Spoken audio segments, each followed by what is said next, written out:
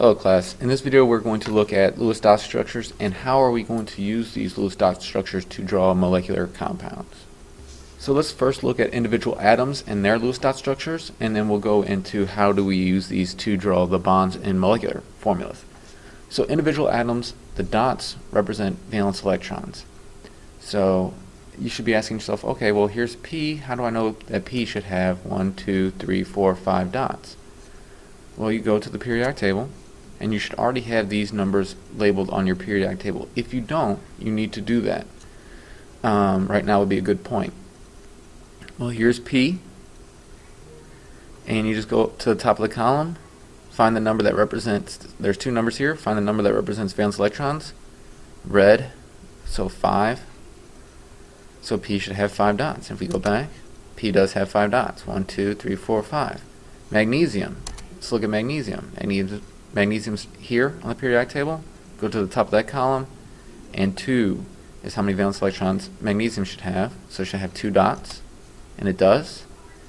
And then if we look at fluorine on the periodic table, here, if we go to the top of the column, 7 valence electrons, so it should have 7 dots. Look at fluorine, and 2, 4, 6, 7 dots is how many dots it has. So that's how we figure out how many dots are on each individual atom, is just by looking at the periodic table here. The rule to remember about bonding is the octet rule. And the octet rule just states that compounds form so that each atom has 8 electrons in its highest energy level, or just 8 valence electrons is what every atom wants.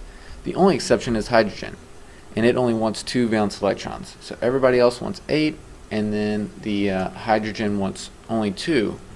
And to reach this 8 valence electrons, they're going to bond in some way.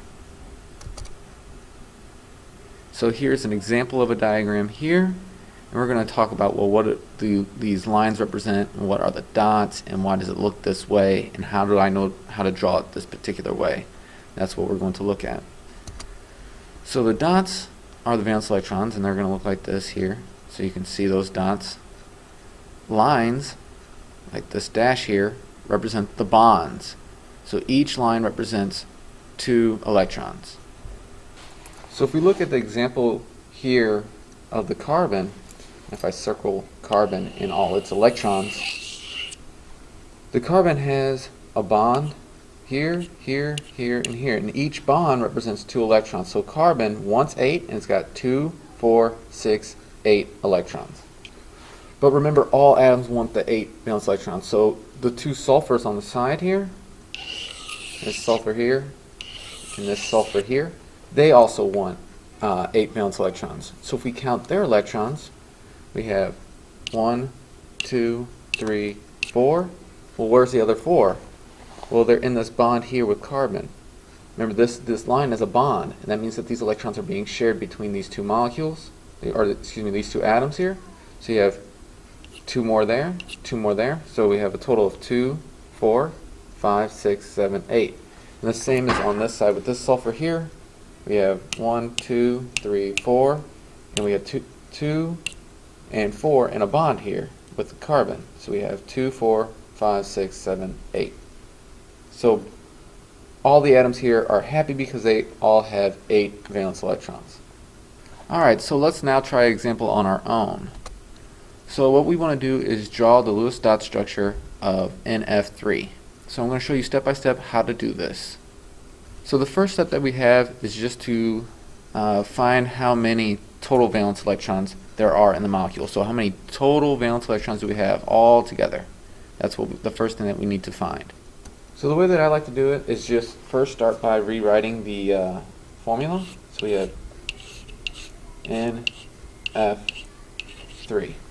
Now I want to know how many valence electrons does nitrogen bring to the party, and how many total valence electrons does fluorine bring to the party. And then that's going to tell me how many valence electrons I have to use.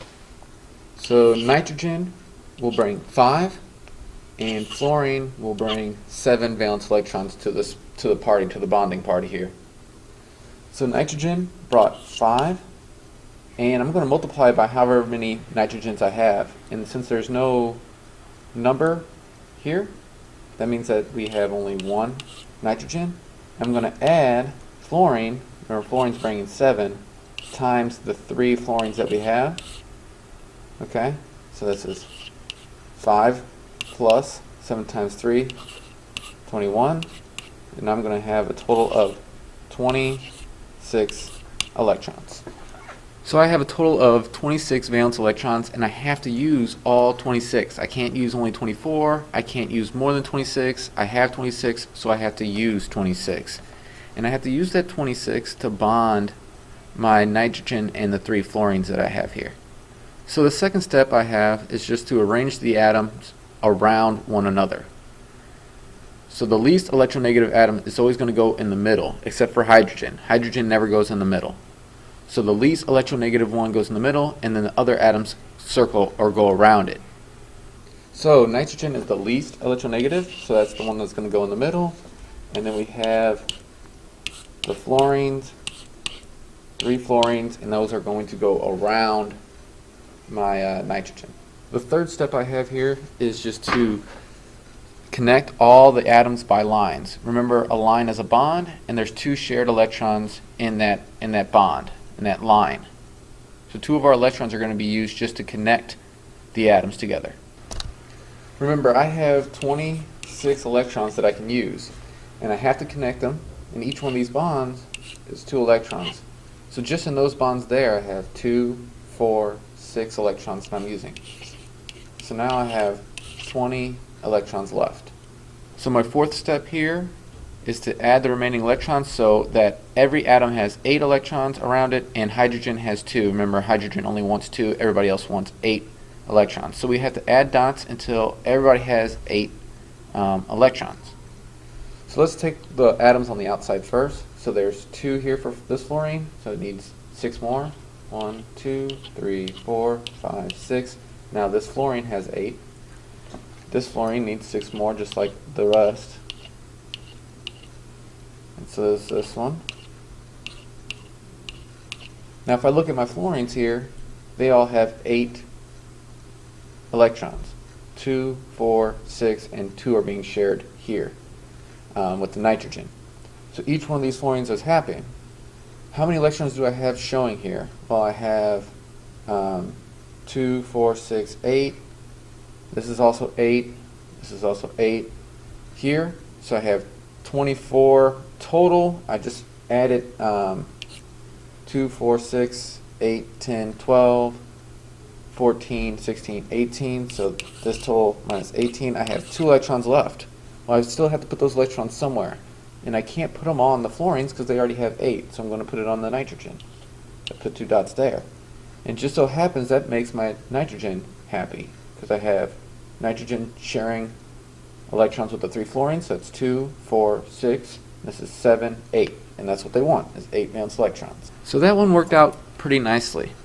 But if there aren't enough electrons on an atom, so if they don't have 8 valence electrons, or if it's hydrogen and it doesn't have 2, you got to make some atoms share 4 electrons. That would be a double bond and get 2 lines. Or 6 electrons, and that would be a triple bond and would have 3 lines.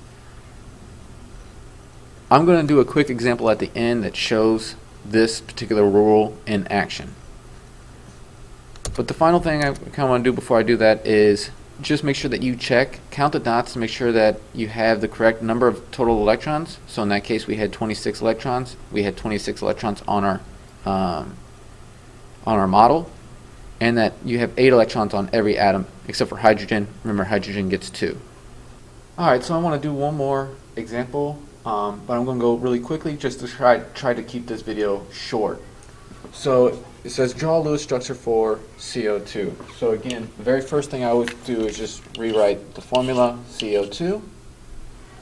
And then I want to figure out, well, how many total electrons do I have, or total valence electrons do I have? So from carbon, we go to our periodic table. We find carbon here, and it has 4. And then we have oxygen, and it has 6. So going back to our formula here, carbon had 4, and I multiply that by how many carbons I have, and since there's no number there, we assume it to be 1, plus we take oxygen, remember it had 6 valence electrons times however many oxygens we have, which is 2. Okay, and then we're going to figure out from this how many total electrons or valence electrons do I have. So 4 times 1, that's 4, plus 6 times 2, that's 12. Adding these two together, we get 16 electrons. So we have 16 electrons to draw our model. So I'm going to put carbon in the middle because it's the least electronegative, and that means I have to put the oxygens surrounding it. So I'm going to put oxygen on each side, and I have to connect them with at least one bond. So that right there is 4 of my 16 electrons. Remember I had 16 electrons here. So now I'm going to cover the outside with 8. So this oxygen already has 2 here that's sharing with carbon, so 2, 4, 6, 8 electrons, 2, 3, 4, 5, 6, 7, 8. And total electrons that I have here on my structure here, I have here is 2, 4, 6, 8. So that's 16 minus 8, leaving it with 8. And this has 2, 4, 6, 8. Minus 8. So I don't have any electrons left to give to carbon here in the middle. And carbon's not happy. See, it only has 2 here and 2 here, so it's missing. And so what will happen is oxygen will share another pair. So it has a pair there. That pair will turn into a bond and share. So now carbon and oxygen are sharing not only this pair, but also this pair that turned into a bond. So this pair is no longer here. It has moved into a bond. So now let's check and see if carbon's happy. We have 2, 4, 6. So we need 2 more. So this oxygen is going to have to share its pair and make another bond here with the carbon. So now we have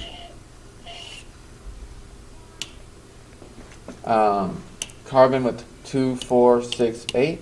So it is happy. Oxygen 2, 4, 6, 8. Happy. Oxygen here 2, 4, 6, 8. Happy. And total electrons has to be 16. So we have 2, 4, 6, 8, 10, 12, 14, 16. So that's how you do it if you don't have enough valence electrons and you have to share more electrons. You make either a double bond or a triple bond on that center atom. As always, please bring questions to class, and I'll see you then. Thank you.